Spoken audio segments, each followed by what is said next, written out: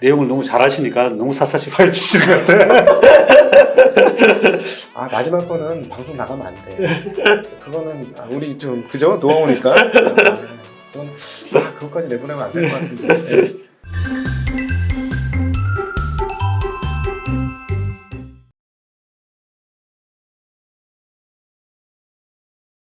이제 조만간에 이제 그 대선의 때가 오면 또 여지없이 대선 테마주들이 한번 네네. 난리를 필 텐데 네네. 그런 쪽으로는 난리가 벌써 났어요.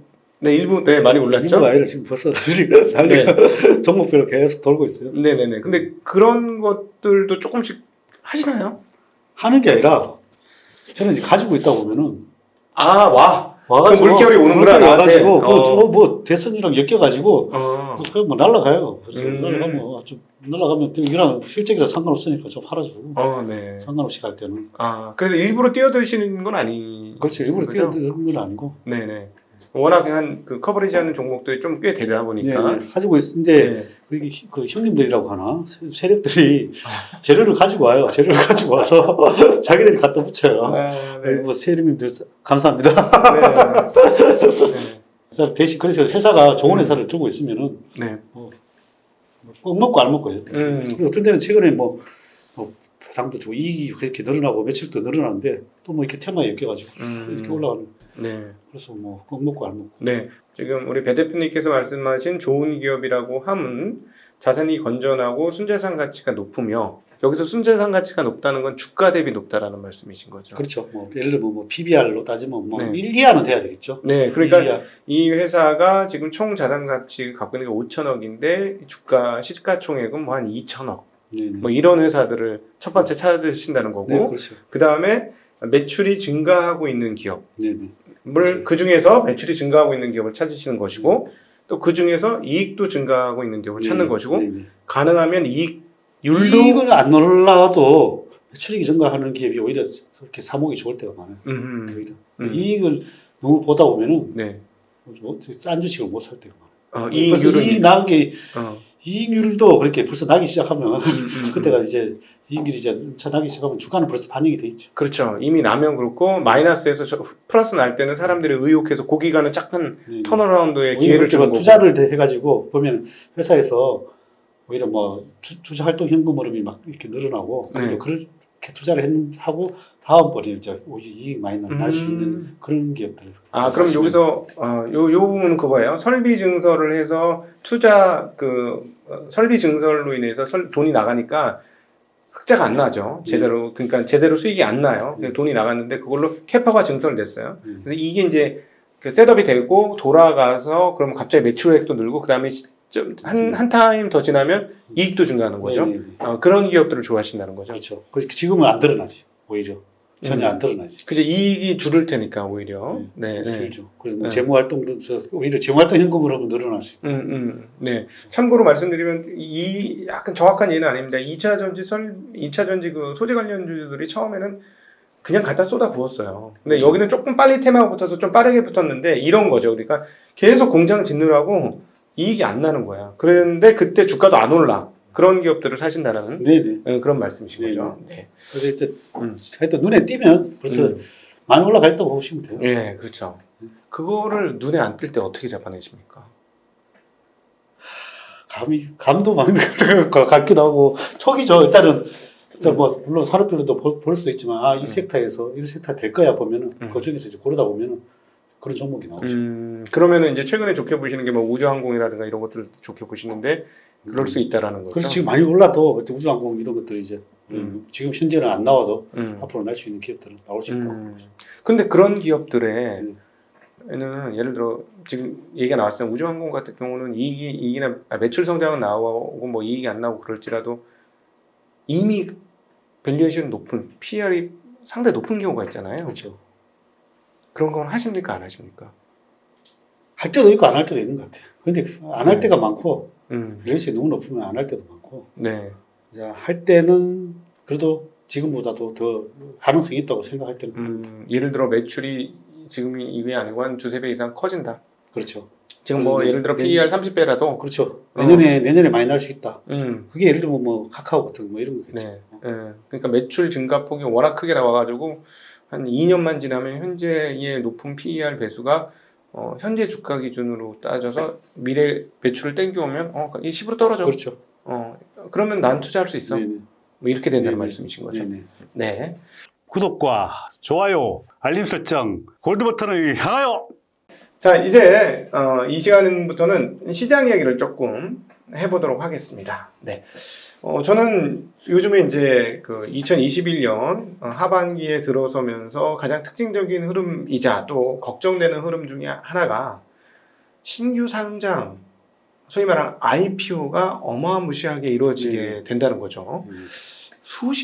기업계당 한 개당 수십 조짜리가 지금 막 들어와요. 여러 개가. 그러면 이렇게 되면 이제 연말이나 이제 내년쯤 되면 시가총액 한국 시가총액이 이제 2,000조를 넘어 3,000조까지 되는 그런 상황이 오는데 어떻게 생각하십니까? 어떻게 보면 자금을 빨아먹잖아요. 네. 뭐 예를 들면 뭐 20조, 몇십 조 돈이 지금 우리가 가지고 있는 뭐 지금 현재 예탁 잔고가 뭐 70조, 80조인데 네.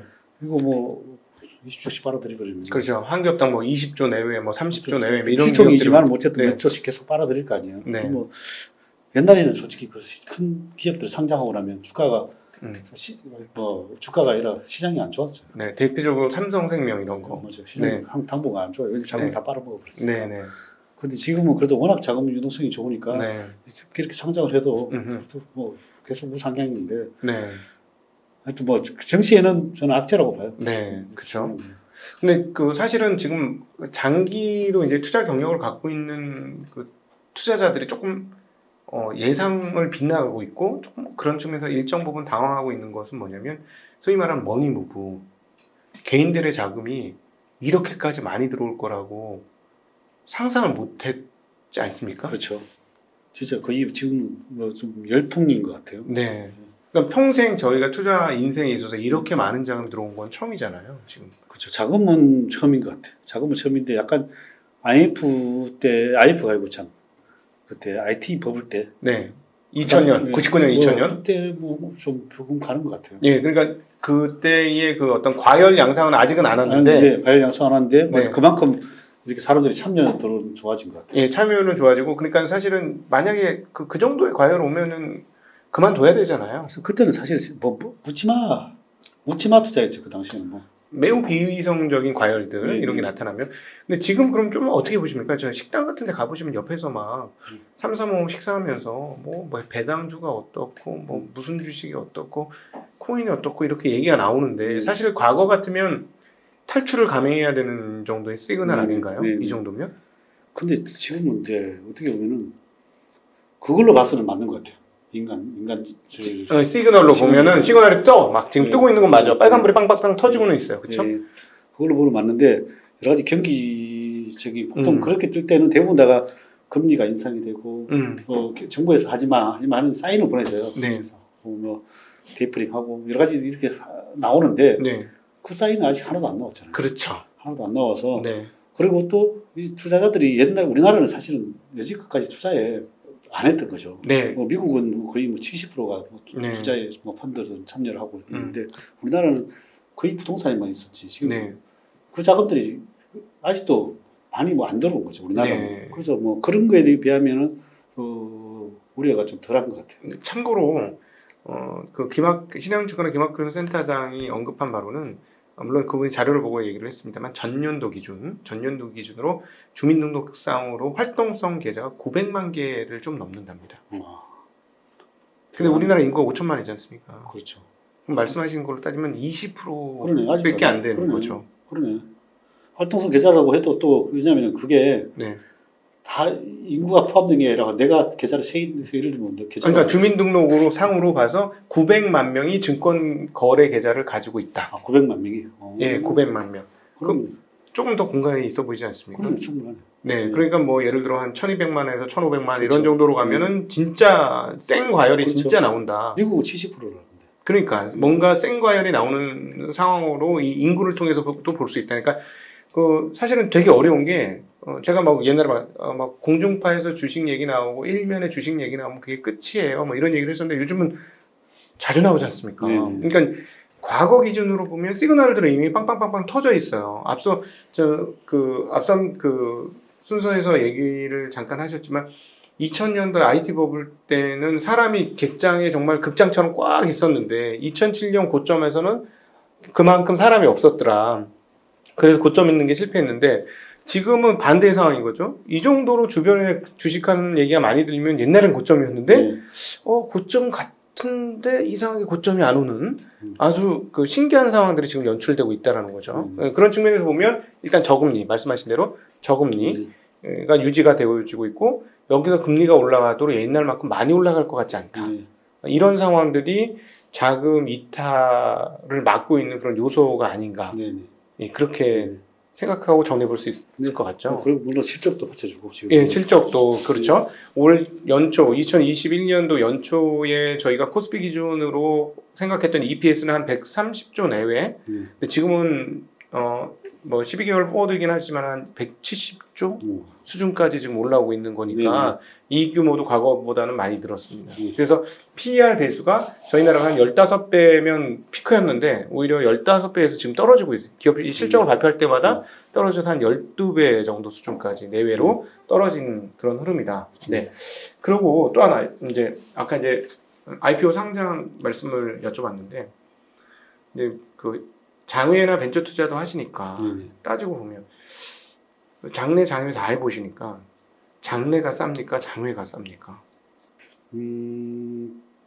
장내도 내가 요즘 최근에 새로 신규 진입하려고 이렇게 보면 할 만한 게 사실 별로 없어요. 새로 신규 진입하려고 그만큼 밸류에이션이 다 올랐더라고. 근데 지금 더블이 올랐는데 회사 크게 변동이 없는데 싸 보이는 거죠. 더블 100% 올랐대. 작년에 더블 올랐는데 싸 보인다는 거는 지금 그런데도 산다는 거. 그런데도 산다는 거는 그만큼 이제 살 게 많이 없어진 것 같아요. 100% 올라고 회사에 크게 변함이 없는데도 그전에는 다른 것들이 더 많이 올랐으니까 그거라도 사는 거죠. 그러면 조금 줄이십니까? 과거보다 사는 규모를? 지금 이제 다른 제 같은 경우는 비상장 뭐 이런 쪽으로 오히려 빠지고 있는 것 같아요. 비상장 자금이. 그럼에도 불구하고 장외는 엄청나게 비싼데 지금 비상장 하는 거는 비싸지 않은 비상장을 하신다는 거죠. 예를 들어 자본금을 댄다던가 뭐 이런 식으로. 그래서 뭐 스타트업에서 대주기도 하고 뭐 등등. 그 장내 주식도 오르긴 했지만 그래도 장외보다는 한국은 좀 싼 영역이 좀 있잖아요. 대표가 이제 금융 같은 경우는 아직 좀 싸잖아요. 그런 측면에서 보면 만약에 금융업종까지 오르면 조금 위험하다고 우리가 시그널을 느껴야 되는 거 아닌가 하는 생각도 드는데요. 원래 클라이막스에 보통 증권주들이 클라이막스. 그렇죠. 증권주 2배 오르는 게 클라이막스죠, 보통. 증권주에 거의 열광할 때가 보통 여지껏은 그랬던 것 같아요. 그렇죠. 그 큰 사이클에서 반드시 마지막 종지부는 증권업종이 찍어줬었어요. 근데 원래 보통 증권주가 처음에 막 폭락했을 때 처음에 올라오고 중간에 또 있다가 마이너스 클래스에 또 한번 장시나게 장시하거든요. 근데 증권주들이 지금 실적이 어마어마하게 잘 나오잖아요. 근데 주가는 안 오르고 있어요. 그렇죠. 그러니까 처음 말씀하신 대로 떨어졌다 한번 쫙 땡겼고 그러면서 이제 뭐 H모 증권이든 아주 소형 거들 같이 땡겼어요. 옛날에 전혀 안 움직이던 그거도 일단 땡겼는데 그래도 뭐 지금 보면은 뭐 PER로 따지면 2에서 5대예요 다. 그렇죠. PER로 따지면. 그래서 그거 여쭤보는 거예요. 그래서 얘네들이 정상화될 때 소위 말하는 PER 12배, 13배 받으면 그때는 우리가 시장에 대해서 정말 조심해야 되는 시그널이 아닐까 하고 여쭤보는 거죠. 그때는 아마 좀 과거의 경험으로 봐서는 미래를 보장하지는 않습니다. 보장하지 않습니다만 어쨌든 너무 싸고 그게 보통 증권주도 어떻게 가냐면 옛날에 기억해 보시면 한 종목 사니까 다른 거 쭉 따라와. 키높이 맞추기. 근데 이거 뭐 시성이 작은 것도 아닌데 한번 다 따라와. 우리나라 지금 아직 한 번도 안 왔어요. 그렇죠. 그래서 저도 그걸 보면서 아직 공간과 시간이 좀 남아 있구나. 지금 보여지는 과거의 그 고점 시그널들이 많은데 아직까지 조금 여유가 있다는 걸 그런 데서부터 저는 조금 캐치를 하고 있거든요. 그래서 동일하게 좀 비슷하게 생각하시는. 하여튼 증권주가 원래 또 개인들이 더 좋아하는 종목이다 보니까 또 마지막에 피날레를 달라들기 시작하면. 그렇죠. 근데 아직까지는 증권업에 대해서 시각은 별로 좋지는 않은 것 같습니다. 투자자들이. 그러니까요. 다행이라고 생각합니다. 다행이라고 저도 동감합니다. 다행이라고 생각합니다. 네. 그리고 이제 그 최근에 그러면 그 시장에서 업종들 중에서 많이 오른 업종들이 있어요. 근데 이제 많이 오른 업종들 중에서 아직 조금 공간이 남아있는 듯한 업종들이 있어요. 네. 예를 들어서 대표적인 업종이 철강, 네네. 화학, 제가 건설. 예, 맞네요. 예, 이 업종들은 많이 오르긴 했습니다. 많이 오르긴 했는데 그렇죠. 그래도 싸죠. 싸죠. 네. 싸죠. 네. 자, 그렇다면 이 투자의 팁을 또 하나 여쭤보겠습니다. 이런 종목은 진입을 하시겠습니까? 안 하시겠습니까? 저는 진짜 이미 진입해가지고 있어서 예. 그래서 뭐 상관없는데 네. 신규 진입은? 신규 진입도 저는 뭐 괜찮다고 봐요.